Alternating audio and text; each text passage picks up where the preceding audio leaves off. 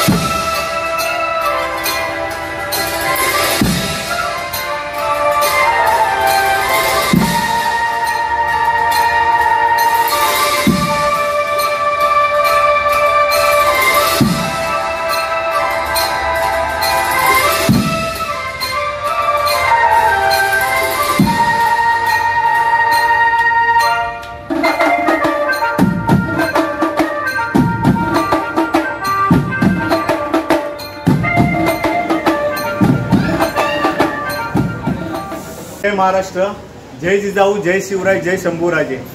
सर्वप्रथम तुम्ही वेळात वेळ काढून उपस्थित राहिला त्याबद्दल मातोश्री परिवारातर्फे मी स्वप्नील हांदे तुमचं सहर्ष स्वागत करतोय। खरं तर आमचं अहम भाग्य की आज तुम्ही उपस्थित राहिलात आणि आमच्यासाठी खरं तर मोठी पर्वणी आहे। तसं बघितलं तर इतिहासामध्ये दुर्ग बांधणी आणि दिवाळी याचं समीकरणाची इतिहासामध्ये कुठेही कागदोपत्री नोंद नाही आहे, परंतु ज्या राजामुळे आजही आपल्या गाभाऱ्यामध्ये देव शिल्लक आहेत, शाबूत आहेत, त्या राजाच्या प्रती कुठेतरी कृतज्ञता व्यक्त करणं हे आपलं कर्तव्य आहे। आणि त्या अनुषंगाने सुरू झालेली परंपरा म्हणजे दुर्ग बांधणी परंपरा, आणि ही परंपरा कुठेतरी अखंडितपणे चालू राहिली पाहिजे त्यासाठी केलेला हा सारा प्रपंच। तसं बघितलं तर राहून राहून डोक्यामध्ये नेहमी एक विचार सारखा येतो की खरंच आपण छत्रपती शिवाजी महाराजांचे विचार अंगीकारणे घालतो का फक्त शिवजयंती आली की आपल्याला छत्रपती शिवाजी महाराज आठवतात, त्यांचे विचार आठवतात। खरं तर छत्रपती शिवाजी महाराज, त्यांचे मावळे, त्यांचे गड किल्ले यांचा इतिहास आपल्या पुढच्या पिढीला देणं खरोखर खूप गरजेचं आहे। तर आणि तरच आपल्या हा इतिहासातील जो गोडवा आहे ना तो चिरंतन राहील। तसं बघितलं तर इतिहास अनेकांच्या अभ्यासाचा विषय आहे, इतिहास अनेकांच्या संशोधनाचा विषय आहे, तर काहींच्या स्वाभिमानाचा विषय आहे, तर काहींच्या अभिमानाचा विषय आहे। खरं तर इतिहास घडवणारी माणसं ही इतिहास विसरू शकत नाही आणि इतिहास विसरणारी माणसं ही इतिहास घडवू शकत नाही, असं डॉक्टर बाबासाहेब आंबेडकर सांगतात। तर इतिहास म्हणजे महापुरुषांची चरित्र मालिका होय असं स्वामी विवेकानंद म्हणतात। खरं तर इतिहासाच्या पानापानावर भविष्याला घडवण्याची सगळ्यात मोठी शक्ती आहे, सगळ्यात मोठं सामर्थ्य आहे, आणि या सामर्थ्यातूनच उद्याची नवीन पिढी घडत असते, बहरत असते, फुलत असते आणि नवा इतिहास घडवत असते। ही सगळ्यात मोठी वस्तुस्थिती आहे। उन्यापुऱ्या 50 वर्षाच्या आपल्या आयुष्यामध्ये छत्रपती शिवाजी महाराजांनी 750 वर्षाचं पारतंत्र्य त्यांनी घडवलं। जगाच्या इतिहासात इतक्या अल्प कालावधीत ना अशी मोठी घटना घडली असेल ना घडेल, ती फक्त माझ्या महाराष्ट्रात घडली आणि माझ्या छत्रपती शिवाजी महाराजांनी घडवली, याचा आपल्याला सार्थ अभिमान असला पाहिजे। एखाद्या गोष्टीचं, एखाद्या ध्येयाच्या मागे समर्पक भावनेने कसं कार्य करावं ना हे आपल्याला शिवचरित्र शिकवतं।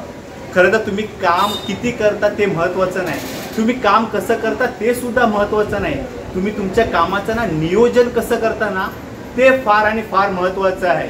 छत्रपती शिवाजी महाराजांच्या आयुष्यामध्ये एकही घटना अशी नाही किंवा एकही प्रसंग असा नाही की ज्याचं महाराजांनी नियोजन केलं नसेल. छत्रपती शिवाजी महाराजांच्या आयुष्यामध्ये एकमेव आणि एकमेव अशी घटना होती ज्याचं महाराजांनी नियोजन केलं नव्हतं, आणि ती गोष्ट म्हणजे महाराजांचा मृत्यू. त्या एका गोष्टीचं फक्त महाराजांनी नियोजन केलं नव्हतं.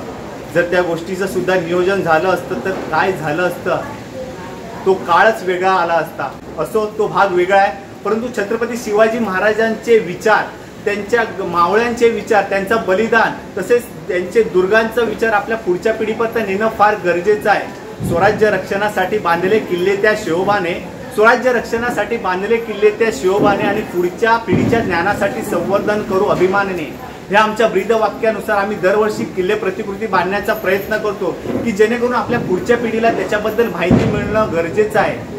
शहाजी राजाने आपल्या पुत्रास म्हणजे शिवाजी राजांना एक विश्वास दिला, एक ध्येय दिलं, एक महत्वाकांक्षा दिली. अजून काय दिलं असेल एका पित्याने आपल्या पुत्रास? त्यांनी त्यांना एक भगवा दिला आणि सांगितलं की हा तुमच्या उद्याच्या स्वराज्यामध्ये डौलता ध्वज बनवा. पण त्याच वेळेस एका पित्याने आपल्या पुत्रास जाणीवपूर्वक सांगितला, बाळा, हा ध्वज साधा सुद्धा नाही, तर हा ध्वज सांभाळणं एरा गबाळ्याचं नाही. त्यासाठी मनगटात रग आणि छातीत धग असणं गरजेचं आहे. कारण हा भगवा साधा नाही, हा भगवा भगवान श्रीकृष्णांचा आहे, हा भगवा प्रभू रामचंद्राचा आहे, हा भगवा रामकृष्ण हरी म्हणत वारीला जाणाऱ्या वारकऱ्यांचा आहे, हा भगवा हर हर महादेव म्हणत धारार तीर्थ कोसळणाऱ्या त्या धारकऱ्यांचा आहे, हा भगवा त्यागाचा आहे, हा भगवा निष्ठेचा आहे, हा भगवा अभिमानाचा आहे, हा भगवा स्वाभिमानाचा आहे, हा भगवा सह्याद्रीच्या अस्मितेचा आहे. तेव्हा राजे, हा भगवा तुम्ही सदैव फडकवत ठेवा. आणि आपल्या मातेपित्याचं हे स्वप्न घेऊन तो पुत्र पुण्यास आला आणि एवढा मोठा विशाल असा हा इतिहास घडवला. छत्रपती शिवाजी महाराजांना शहाजीराजे आणि महासाहेबा जिजाऊंनी अत्यंत नियोजन पद्धतीने घडवलं. त्यांच्यातील भीती हा शब्दच महासाहेब जिजाऊंनी काढून टाकला होता. आपण आणि यश याच्यामध्ये जर कोणती भिंत उभी असेल ना, तर ती म्हणजे फक्त आणि फक्त भीती. एकदा काही भीतीची भिंत ढासळली की यश हे आपलंच होतं. छत्रपती शिवाजी महाराजांनी हाच विश्वास आपल्या मावळ्यांमध्ये निर्माण केला आणि 18 पगड जातींना घेऊन एवढं मोठं इतिहास कार्य घडवलं. त्याचंच प्रतीक म्हणजे हे गडदुर्ग होय. मळवली स्टेशन पासून हाकेच्या अंतरावरती आपल्याला एक किल्ल्याची जोडगोळी पाहायला मिळते. विसापूर आणि त्याच्या बाजूला असणारा लोहगड. ह्या लोहगडाच्या परिसराच्या बाजूलाच 2 लेण्या आहेत, बौद्धकालीन लेण्या, भाजे आणि बेडसे, ज्यांचं आयुर्मान अंदाजे 2700 वर्षाहूनही जुनं सांगितलं जातं. आणि त्याहूनही जुना आहे हा लोहगड. म्हणजे या लोहगडाने जवळजवळ चालुक्य असतील, सातवाहन काळातील यादव काळ अशा अनेक हिंदू राजवटी पाहिल्या. त्यानंतर निजामशाही आली, निजामशाहीनंतर आदिलशाही आली आणि 1657 मध्ये जेव्हा शिवाजी महाराजांनी कल्याण भिवंडी परिसर जेव्हा जिंकला, त्याच वेळेस हा विसापूर आणि लोहगड सुद्धा आपल्या स्वराज्यामध्ये सामील करून घेतला. परंतु जसं तुम्हाला माहिती आहे की 1665च्या आसपास ज्यावेळेस पुरंदरचा तह झाला, त्यावेळेस महाराजांना आपले काही गडकिल्ले सोडावे लागले होते. त्या किल्ल्यांमध्ये लोहगडाचा सुद्धा समावेश होता. यावरून आपल्याला कळतं की स्वराज्याच्या दृष्टीने किंवा ज्या राजांच्या अधिपत्याखाली हा किल्ला होता त्यांच्या दृष्टीने त्यावेळेस त्यांचा ह्या किल्ल्याचं महत्त्व किती होतं.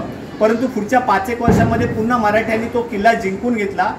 शिवाजी महाराजांचे नातू यांनी हा किल्ला कान्होजी आंग्र्यांकडे सुपूर्द केला. कान्होजी आंग्र्यांकडनं नंतर तो नाना फडणवीसांकडे गेला, म्हणजे पेशव्यांकडे गेला आणि पेशव्यांमधील नाना फडणवीसांच्या देखरेखीखाली ह्या किल्ल्याची काही डागडुजीची वगैरे कामं झाली वगैरे होती. तर ह्या गडावरती पोहोचण्याचा मार्ग म्हणजे मळवली स्टेशन पासून आपण उतरलो तर हाकेच्या अंतरावरती भाजे गाव आहे.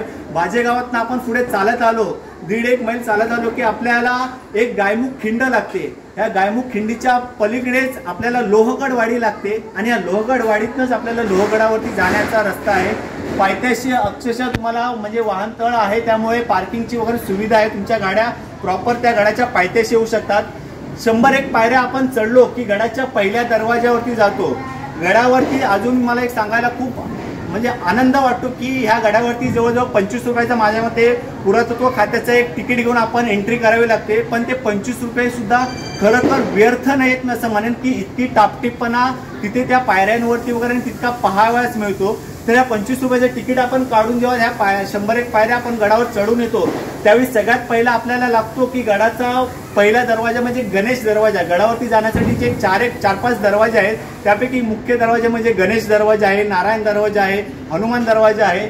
तर महादरवाजा वगैरे आहे. तर गणेश दरवाजा जेव्हा आपण सुरुवातीला येतो तर त्याचं विशेष असं सांगितलं जातं की हा जो दरवाजा आहे त्याच्या बुरजांखाली त्यावेळेस सावळे कुटुंबियातील एका दाम्पत्याचा नरबळी दिलाय असं सांगितलं जातं. कारण त्यावेळेस अशी एक रूढी परंपरा होती की त्यावेळेस त्या त्या जो दरवाजा बांधला जायचा म्हणजे सुरुवात केली जायची त्यावेळेस एखाद्या नवदाम्पत्याचा त्याच्याखाली बळी दिला जायचा. त्याप्रमाणे सावळे कुटुंबियाचे एका दाम्पत्याचा तिथे बळी देण्यात आला होता आणि त्या बदल्यात त्या सावळे कुटुंबाला ह्या संपूर्ण किल्ल्याची पाटीलकी त्यावेळेस देण्यात आली होती.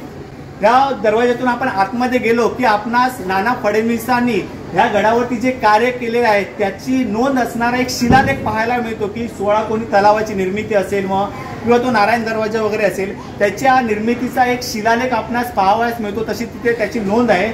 त्याच्या अगोदरच तिथे आपल्याला एक तोफा वगैरे पण ठेवलेल्या आहेत. म्हणजे हौशी शिवप्रेमींनी प्रॉपर त्याला चाक वगैरे लावून व्यवस्थित सुस्थितीमध्ये ठेवलेले आहे. परंतु तिथे थोडीशी रिस्की अशी जागा आहे कारण तिकडे दरड वगैरे कोसळण्याच्या चान्सेस खूप जास्त असतात. त्यामुळे तिकडे थांबणं थोडंसं म्हणजे जिकरीचं असतं. तिकडनं आपण वळसा गावून जेव्हा पुढे येतो उजव्या साईडला आपण तिकडे एक थोडीशी तटबंदी आहे. तिकडनं आपल्याला विसापूर किल्ला सहज पाहता येतो. त्यानंतर आपण पुढे आलात की या तटबंदी वजा बुर्जातून आपल्याला पुढच्या दरवाजाकडे जाता येतात. परंतु तत्पूर्वी ह्या साईडला 2 ते 3 शिवकालीन शौचालय आपल्याला पाहायला मिळतात. म्हणजे हगणदारी मुक्त गाव आपण जी संकल्पना म्हणतो ती छत्रपती शिवाजी महाराजांच्या काळापासून चालत आलेली आहे. त्याचा प्रत्यय म्हणून आपल्याला इथे शौचालय पाहायला मिळतात. त्याचप्रमाणे शत्रूची गफलत व्हावी यासाठी जसं या शौचालयामध्ये एखादा शत्रू फटकन म्हणजे काय आहे दरवाजा वगैरे आहे का बघायसाठी जाईल. परंतु शौचालय आहे तिथे बाजूला पण अजून एक शौचालय आहे. त्याच्या पुढे अजून एक रस्ता आहे म्हणजे शत्रूची गफलत होईल की इथे सुद्धा शौचालय असं समजून तो मागे जाईल. परंतु त्या दरवाजातून ह्याच्या पुढे एक गुहा लागते. ज्या गुहेतून म्हणजे आपण आतमध्ये उतरलं की थोडंसं खाली उतरून परत एक 2 रूम पडतील अशी एवढी प्रॉपर गुहा आहे. परंतु पावसाळ्यामध्ये तिथे जाणं थोडंसं टफ आहे कारण तो निसरडा रस्ता आहे. कारण एकदा पाय घसरला की कपाळ मोक्ष कन्फर्म आहे.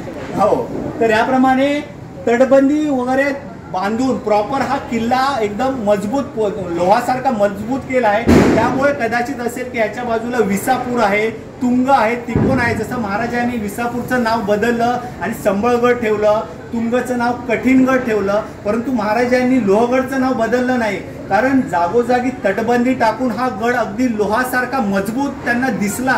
लोहासारखा मजबूत दणकट असा त्यांना दिसला असेल म्हणून कदाचित महाराजांनी लोहगडाचं नाव बदललं नसेल. त्यामुळे हे दुर्ग टिकवणं ही संस्कृती टिकवणं आपल्याला काळाची गरज आहे. आपल्याला अभिमानाची एक गोष्ट आहे की युनेस्को तर्फे जे काही 16-17 किल्ले निवडण्यात आले आहेत वर्ल्ड हेरिटेजच्या यादीमध्ये त्या किल्ल्यामध्ये आपल्या महाराष्ट्रातील किल्ल्यांच्या 16 किल्ल्यांचा आणि जिंजी किल्ल्याचा त्याच्यामध्ये समावेश आणि लोहगडचा सुद्धा त्यामध्ये समावेश आहे. ही आपल्यासाठी खूप अभिमानाची गोष्ट आहे. त्याबद्दल खरोखर आपण आपलं स्वतःचं सुद्धा खूप म्हणजे अभिमान बाळगला पाहिजे की आपण त्या महाराजांच्या जन्मभूमीमध्ये आहोत. तर पुन्हा एकदा मी तुमचा खूप खूप आभार मानतो आणि मी इथेच थांबतो. जगदंब. तर मित्रांनो या व्हिडिओच्या माध्यमातून तुम्हाला मी लोहगड किल्ल्याची प्रतिकृती दाखवलेली आहे जी कांदिवली चारकोपला साकारण्यात आलेली आहे. खूप सुंदर अशी प्रतिकृती आहे.